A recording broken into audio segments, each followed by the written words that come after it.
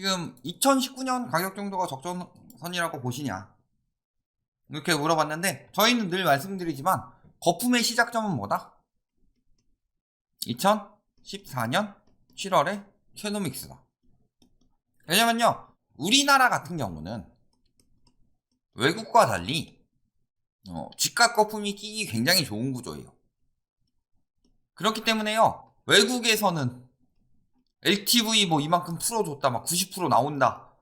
또 뭐 외국에서는 양도세나 뭐 취득세, 이게 뭐 우리나라보다 낫다, 이런 걸 비교를 해오는데, 외국이랑 우리나라의 그 구조 차이를 봐야 돼요. 그랬을 때 말씀하신 대로 우리나라의 가장 큰 집값 거품 끼는 가장 큰 요인은 전세제도죠.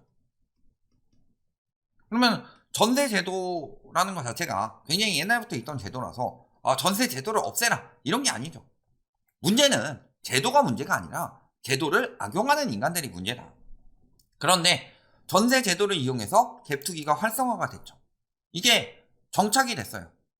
그래서 세계적으로 뭐 선진국들을 보면요, 이제 금융자산 대 비금융자산의 비중이 6대4 혹은 뭐 7대3 이렇게 나타나는데, 우리나라 같은 경우는 오히려 반대로 3대7이다. 왜냐면 부동산 비중이 매우 높기 때문에. 이만큼 비중이 높다는 게 무슨 소리예요? 자금이 비생산적인 곳에 쏠려 있다는 소리죠. 그만큼 부동산 거품이 심하다는 거예요. 대표적으로 우리나라처럼 이렇게 부동산 거품이 심한 나라가 또 한 군데가 더 있었는데, 거기가 우리나라의 전철을 먼저 밟고 있죠. 어디예요? 중국. 보시면은 왜 2019년 가격이 적정선이 아니냐, 요거를 봤을 때요, 2008년에 글로벌 금융위기가 터지고 원래 집값 거품이 쭉 빠지죠. 그 다음에 이게 회복이 된다, 이런 사이클이다. 그래서 이게 2008년이다. 그러면은 이렇게 떨어지다가 이때 정점을 찍은 게 2018년도예요. 원래는 이렇게 되는 게 맞아요. 사이클상. 사이클이 경제 사이클이 있고, 그러니까 부동산 사이클이라고 이야기를 하는데요, 핵심은 경제 사이클이에요. 그래서 부동산 10년 주기설이 어디서 나오느냐, 사실은 경제 사이클이 거의 뭐 10년 단위로 왔다 갔다 하면서 안팎으로 왔다 갔다 하기 때문에 나타나는 현상이죠. 그래서 2018년에 이렇게 빠지기 시작했어요. 이게 정상적인 건데, 문제는 무슨 상황이 터졌죠? 미중 무역전쟁 터지고 코로나 터지면서 얘가 다시 기어 올라갔죠. 그러니까 2019년 가격이 떨어진다. 그럼 2019년 하반기쯤이면 거의 뭐 2018년이랑 비슷한 가격인데, 여기가 이제 고점만큼 떨어진 거예요. 요 이상은 고점이라고 보기도 힘든 굉장한 거품이었고, 그러니까 사실은 더 떨어져야 되죠. 그래서 요때 마지막이 언제였냐, 2013년 정도였죠. 그래서 천천히 올라가야 되는데 2014년에 어마어마한 걸 발표해버리죠. 7월에 캐노믹스 나오고, 그 다음에 9월에 재건축 연한 하나 나오죠. 12월에 부동산 3법이 나옵니다. 분상제 폐지, 재초안 폐지, 그 다음에 조합원 3주택 허용. 그러니까요, 이게 얘만 가지고 효과를 본 것뿐만이 아니라 얘랑 동시에 같이 일어나니까 나타나는 현상이에요. 그러니까 지금 재건축을 중심으로 거품이 굉장히 많이 꼈었죠. 그게 저 영향이 여파가 쭉 흘러온 거예요. 그래서 분상제 시행하니까 분상제 때문에 뭐라 그래요? 분상제 때문에 분양가가 싸져서 건설사들이 추진 안 하니까 공급 부족으로 집값 오른다, 뭐 이런 말 같지도 않은 궤변을 쓰냐. 그러니까 얼마나 띄우려고 궤변을 쓰는 거예요. 아니, 분양가가 싸져요. 그럼 집값이 싸지는 거죠. 근데 분양가가 싸지니까 공급이 줄어서 집값이 뜬다. 분양가가 비싸지면 분양가 때문에 집값 오른다고 하잖아요. 그런 것처럼요, 이런 문제가 있었고요. 또 한 가지는, 근데 예전에 거품 빠지는 거 보니까 한 30-40% 수준밖에 안 떨어지더라. 근데 지금 거의 한 30% 빠지지 않았냐, 올해 말에는 다시 오르는 거 아니야? 이런 말씀을 하시는데, IMF 때랑 그 다음에 2008년 글로벌 금융위기 때랑 그 다음에 지금 현재 2022년 작년부터죠, 거품 붕괴랑 가장 큰 차이점은 뭐냐, 이때는 전세가 실거주의 가치였어요. 이때도 마찬가지로 전세가 실거주 가치였다. 그런데 지금 거품 붕괴는요, 전세가 실거주 가치가 아니에요. 뭐예요? 거품이에요, 거품. 그 이유는요, 역시 전세 자금 대출 때문이죠. 전세 자금 대출을 MB정부에서 1억, 2억 풀고요. 그 다음에 박근혜 정부에서 3억, 5억 풀었죠. 그러니까 이때 비정상적인 상황이 나타난 게 뭐냐? 매매가가 떨어지는데 전세가가 올라가요. 그래서 잘 생각해 보시면요, 많은 사람들을 속였던 개변 중에 하나가 매매가가 떨어진다. 즉 요거는 매매 수요가 줄어든다. 매매 수요가 줄어들면 그만큼 전세 수요가 늘어나기 때문에 전세 가격이 오르는 거다. 이렇게 이야기를 해요. 그런데 잘 생각해 보시면 뭐예요? 매매 수요가 떨어진다. 매매 수요는 크게 두 가지로 나뉘죠. 첫 번째는 실수요, 두 번째는 투기 수요인데, 상식적으로 생각을 해봤을 때 투기 수요가 감소한다. 그러면 내가 원래 전세를 살고 있는데 집을 한 두 채 정도 더 살려고 그랬어요, 투기로. 그런데 상황이 좋지 않아서 안 사요. 그러면은 그 두 채 사는 대신에 내가 전세를 두 군데를 더 살아야지? 이래요? 아니죠. 그러니까 투기 수요에 한해서는 매매 수요가 줄어들더라도 전세 수요가 늘어나진 않는다. 그러면 실수요는 그럴듯한데요? 그러면은 실수요가 매매 수요가 되는 경우는 크게 두 가지죠. 첫 번째는 무주택자가 유주택자로 가는 경우. 그 다음에 두 번째는 갈아타기죠. 그러면은 무주택자가 유주택자로 가요? 그러면은 내가 집을 새로 살려고 하는 사람들은 대부분 어디 살고 있어요? 이미 전세 살고 있죠. 이미 전세 살고 있는 사람이 집을 살려다 말아요. 그럼 전세 수요가 늘어나는 게 아니라 전세 수요가 유지가 되는 거죠. 그 다음에 갈아타기 하는 사람들은 어떻게 돼요? 갈아탔죠? 그리고 원래 살던 집은 내놓겠죠? 매매된 전세든? 그리고 그 집에 또 뭐 누군가가 들어오는 거고. 그러니까 이것도 유지가 되는 거예요. 그래서 매매 수요가 줄어든다고 해서 전세 수요가 늘어나는 경우는 없다. 전세 수요가 늘어나는 경우는 크게 두 가지예요. 첫 번째는요, 청년층 유입. 어떤 청년층? 독립하는 청년층이 유입됐을 경우. 근데 요거는 그렇게 과하지 않고 요즘은 청년층 유입이 줄고 있죠? 또 한 가지는 뭐예요? 멸실. 한 가지 더 있죠. 뭐예요? 월세에서 전세로. 근데 원래 월세에서 전세로 갈 때는 돈을 모아서 가는 거예요. 돈을 모아서 가는 거였는데 MB정부 때부터 계속 전세자금 대출을 푸니까 어떤 상황이 벌어지느냐. 내가 뭐 5천에 한 50 살고 있었다.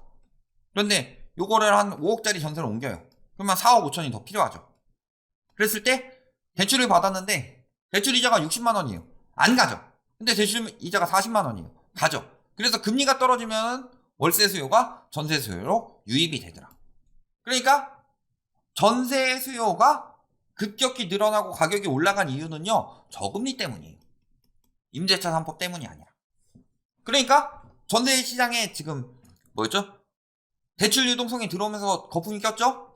그러니까 2008년에 뭐 많이 떨어진 데 한 40, 50% 떨어졌는데 이때 이 정도 떨어졌으면 지금은 더 위험한 이유. 이때는요, 매매가가 떨어지는데 전세 가격이 올라가면서요, 여기쯤에서 받쳐줬어요. 근데 지금 상황은 어때요? 매매가 떨어지는데 전세가도 같이 떨어지고 있죠. 그러니까 사실은 지금 전세가 이하로도 떨어질 가능성이 충분히 높다는 거예요. 그러니까 그런 상황이 있었잖아요. 전세 거품이 많이 꼈는데 문재인 정부 때 이전부터 저금리가 나왔는데 문재인 정부에서 금리를 그렇게 빨리 올리지 않았죠. 그러니까 2017년에 집 살 가격으로 지금은 전세도 못 산다. 이 이야기가 나온 게 그만큼 전세 거품도 많이 꼈고 매매 거품도 많이 꼈다는 소리예요. 그러니까 그게 빠지면은 훨씬 더 심각해질 수 있다는 거죠. 그런데 이게 2019년 가격까지가 아니라 2019년이 이게 정상적인 고점이고, 그 다음에 20년, 21년 이게 비정상적 고점이에요. 이것도 사실은 정상적인 건 아닌데 요거는 진짜 비정상적 고점이에요. 그러니까 지금 한 20년 수준까지 빠졌죠. 이게 얼마나 빠졌어요? 1년 만에. 왜 이렇게 빨리 빠졌을까요? 너무나도 비정상적이었기 때문에. 그러니까요, 지금 22년은요 진짜 요거 빠진 거고요, 23년부터는요 본격 정상화예요. 그 전에 끼었던 거품들이 빠지는 시기인 거고. 그래서요, 저희가 예전에 뭐 서울 기준으로 말씀을 드렸을 때 서울의 중2 매매 가격이 얼마였냐. 왜냐면은 지수 같은 경우는요, 거래량이랑 측정 방법이 다르기 때문에요, 지수를 봤을 때 지수가 항상 이렇게 나와요. 그래서 10년 뒤에는 무조건 더 오른다 이런 이야기를 하는데, 요때는 거래량이 많고 요때는 거래량이 없기 때문에 나오는 거지 가격은 거의 거품 낀 만큼 빠져요. 특히 뭐였죠? 경제 성장이 어느 정도 멈춘 상황에서는. 그랬을 때 요런 걸 보는 게 아니라 요런 걸 봐야 되겠죠. 근데 중위 매매 가격이 2014년 7월 기준으로 얼마였냐? 4억 8천 정도였어요. 그런데 지금 뭐죠? 2022년 뭐 12월 정도. 요때 가격이 중위 가격이 한 13억 조금 안 돼요. 그러니까 어떻게 되는 거예요? 지금 거의 뭐 3배 가까이 오른 거죠. 물론 중위 가격이 100% 오른 건 아닌 게 여기 그 싼 아파트들이 뭐 시간 지나면서 재건축 아파트로 되면서 가치가 올라가고 막 이런 것들이 생겨나니까 중위 가격은 조금씩 밀려 올라가긴 하죠. 그랬을 때 여기 한 5년 떨어진다고 해서 한 2027년까지 떨어진다고 보면요. 여기서부터 여기까지 지나가는 시간이 있죠. 그리고 자본주의의 기본은 물가 상승, 소득 상승 이런 것들을 고려를 해야 되죠. 물론 저기 뭐죠? 인구 감소, 이렇게 수요 감소 이런 것도 고려를 해야 되지만 이거는 뭐 2027년보다는 뭐 2037년, 2047년 이렇게 시간이 가면 갈수록 영향을 받는 거고 그런 비중을 고려해 보더라도요. 중위가격 한 6억 정도면 된다. 물가 상승 고려했을 때. 그러니까 지금 기준으로 보면은 거의 한 50% 정도는 떨어져야 정상적인 가격이다. 그래서 원래는 뭐 과거에 뭐 2012년, 13년 막 이럴 때도 더 떨어진다 이렇게 주장하신 분들 많았죠. 이 중에서 진짜 말 같지도 않은 지식을 가지고 이야기하는 사람들은 다 제외하고 실질적으로 제대로 지식을 가지고 있는 사람들은 거품이 더 빠질 거라고 생각을 했어요. 당시의 세계 분위기가 어땠냐? 세계 분위기는 2008년 글로벌 금융위기 터지면서 부랴부랴 나온 게 바젤3 합의죠. 바젤3 합의 자체가 뭐예요? 은행 건전성을 높이겠다. 은행 건전성을 높이기 위해서 어떤 걸 해야 돼요? 자기 자본을 더 확보하도록 만드는 거다. 그래서 예전에는 내가 1억 가지고 있으면 10억 빌려줄 수 있었는데 그거를 5억으로 줄이겠다. 그런데 바젤 1부터 규제가 있으니까 거기서 갑자기 더 쪼이는 것보다는 어떤 부분을 대비를 하겠다? 미래 손실을 대비하겠다. 이것의 일환 중에 하나가 나온 게 DSR이고요. 이 DSR이 외국에서는 이미 예전부터 적용이 됐는데 우리나라 MB정부 때 정권 말기라서 박근혜 정부로 넘겼죠. 박근혜 정부 때는 바젤3를 도입하는데 뭐하고 있어요? LTV를 오히려 풀고 있어요. 세계적으로 DSR로 쪼이고 있는데. 그러니까 소득에 비해서 굉장히 거품이 커요. 그래서 뉴욕 같은 경우가 PIR이 8이라면 아니 한 6? 이 정도 되는데 우리나라 서울의 PIR은요 18 정도 나와요. 그러니까 이게 엄청난 거품이라는 거죠. 그러니까 집값 거품은 그렇게까지 안 빠져. 내가 여태까지 살아봤더니 그렇게까지 빠지지가 않더라. 이렇게 생각하시는 분들 있어요? 그 시기는 그랬죠. 그 시기는 그랬어요. 근데 IMF 터지면서부터 우리나라의 성장은 굉장히 둔화되기 시작했고 그 이후에는 다 지금 유동성 때려 부어서 집값 올리고 주식 올리고 집값 올리고 이런 형식으로 진행이 됐던 거고 그 와중에 이 유동성 때려 부는 게 그렇게 좋지만은 않구나 해서 미국에서 2015년부터 금리 인상, 2017년부터 양적 긴축이 들어가기 시작했고 그러니까 우리나라도 당연히 따라갈 수밖에 없는 수순이고 그게 2018년 11월부터 하락세로 나타나니까 이제는 진짜 고점이다 라고 저희가 이야기를 한 거고요. 그러니까 저희가 그냥 무지성으로 떨어진다 이런 이야기 하는 게 아니에요. 세계 정세가 이렇게 흘러가고 있다. 그래서 그 위에 낀 거품들은 저희는 늘 이야기하지만 뭐 그때 사놓고 지금 팔았으면 일단 개소리 하는 인간들은 여기 들어와서 볼 생각도 하지 말고 저희는 늘 이야기를 하지만 실거주 기준으로 이야기를 해요. 그리고 투기하는 인간들에 대해서는 저희는 이야기 안 하잖아요. 실거주 하시는 분들이 지금 가격에 살 때가 아니다.